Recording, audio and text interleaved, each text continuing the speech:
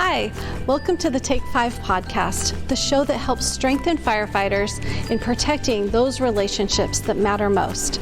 I'm your host, Lee Sullivan, licensed mental health counselor and certified emotionally focused therapist. I'm so glad you're here today.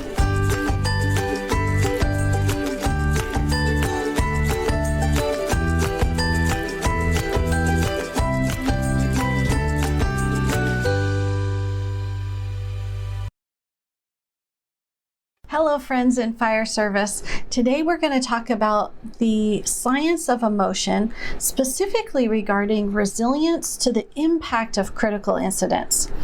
It's going to be heady a little bit, and so just like every episode, any reference that I use will be cited in the podcast notes, and so you can look up that research directly at any time.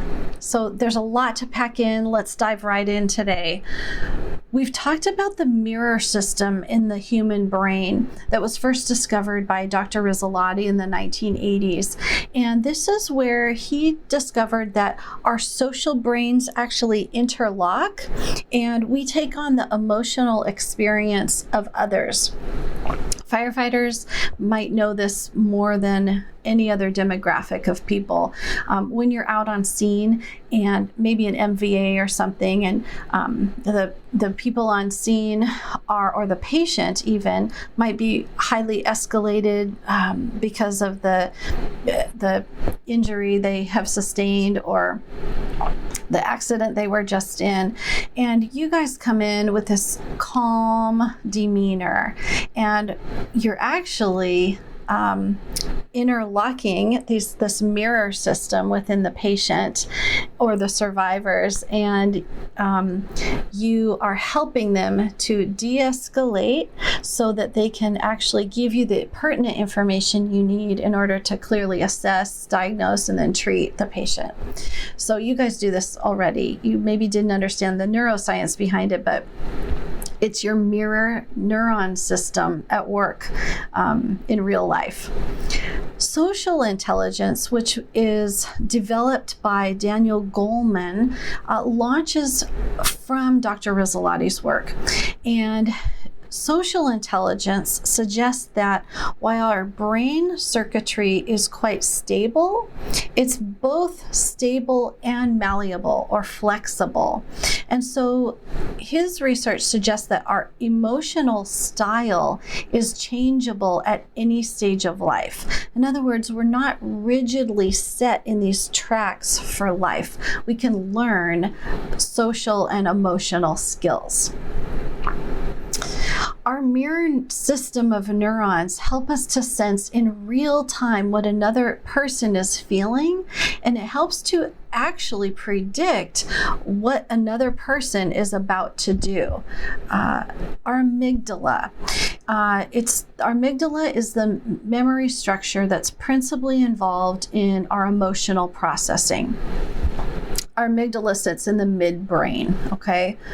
Our thalamus, also sitting in the midbrain, is the structure most important for relaying our sensory experience.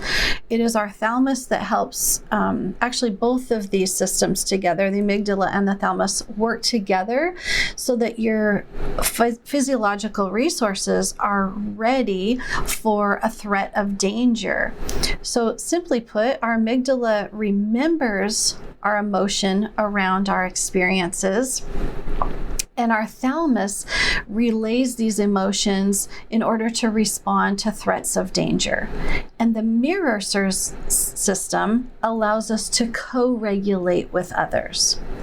These systems work together, firing very quickly with limited information, which trigger the fight, flight, or flee or freeze response. And the brain has a choice to respond in only one of two ways. It can take a direct pathway from the midbrain, the emotion center, It can take a direct pathway where we are reactive, or it can take a more indirect or an extended pathway, which utilizes our prefrontal cortex, which is the reasoning center of our brain. So a delay in a response to a triggering event helps us to mitigate some negative coping strategies. In other words, slowing down, like I need to right now, slow down allows our prefrontal cortex to come online. We actually become less reactive and more adaptive in our responses. So Jim Coan in 2006 conducted an original study using fMRI imaging with his participants. What he discovered was revolutionary in my book. He discovered that those people in the highest quality of relationships, as determined by themselves, they did a little assessment, and those folks who believed that they were in high quality, safely attached relationships with an intimate partner, they showed the least amount of threat-related brain activity.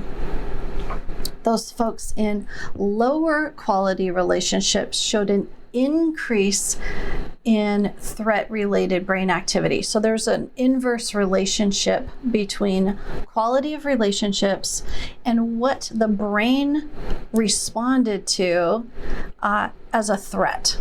Okay? So in other words, well, let me say this. The brain's response cues are minimized when a safely attached partner is available. They're more effortful when accompanied by a stranger, and most effortful when alone.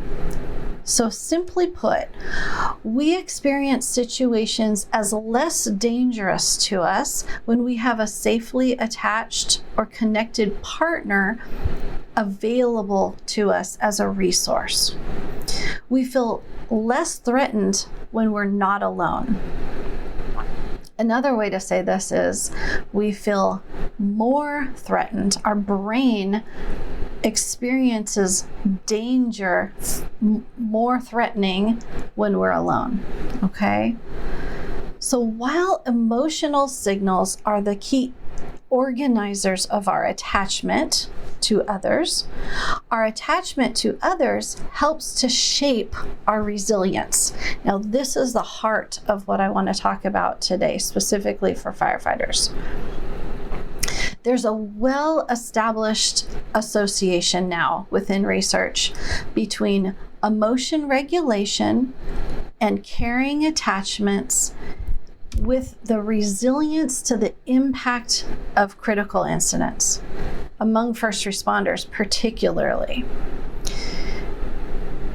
So it's important to understand this so that we can know how to care for firefighters following a critical incident. So following a critical incident, the typical first responder mindset or brain activity is vigilant.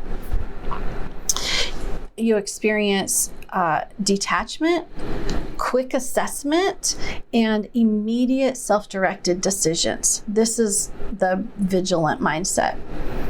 When a vigilant mindset is activated, the firefighter brain is overanalyzing and overreacting to input from your senses. You might experience this as anxiety, nervousness, a variety of feeling a little on the edge, okay? Anything in that spectrum there. This overanalyzing and overreacting mindset must first be relaxed post-incident before any interventions, any help, any support from your crews, loved ones can even be beneficial to you. In other words, we must first relax that vigilant mind before any support can be taken in and deemed as beneficial. So this is important why CISM and CISD interventions, when to apply them. They're going to bring benefit after the firefighter's vigilant mind is relaxed and has returned to baseline. Okay? So how do we get that vigilant mind back to baseline? Neurobiology researchers and the developers of social baseline theory found that social proximity actually is the critical indicator of emotion regulation. Social proximity helps you return to baseline faster than anything else. So simply put, emotional closeness and close relationships for firefighters relaxes that vigilant mind. It allows you to return to baseline so that you can make a careful assessment and you can return to good and beneficial decision-making functioning. Social proximity can occur with safe crew members, safe intimate partner at home, or an emotionally safe MHP counselor. So thanks for wading through the science of emotion with me today. It can be heady and difficult to comprehend. The basic nugget that I want you to walk away with is the way to achieve returning that vigilant mind following a critical incident. The way to return it to baseline, the fastest and most effective way, is social proximity. Bringing others near you, okay? I hope this resource helps to reduce the stigma of mental health and emotions, maybe a little bit. And I hope that it helps to draw a connection between our emotions and building and maintaining resilience. Thanks so much for listening today.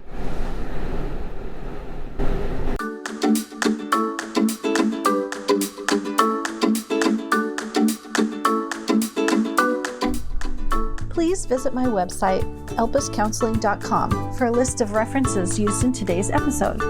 Remember, what we see, we can change, one feeling, one message, one conversation at a time.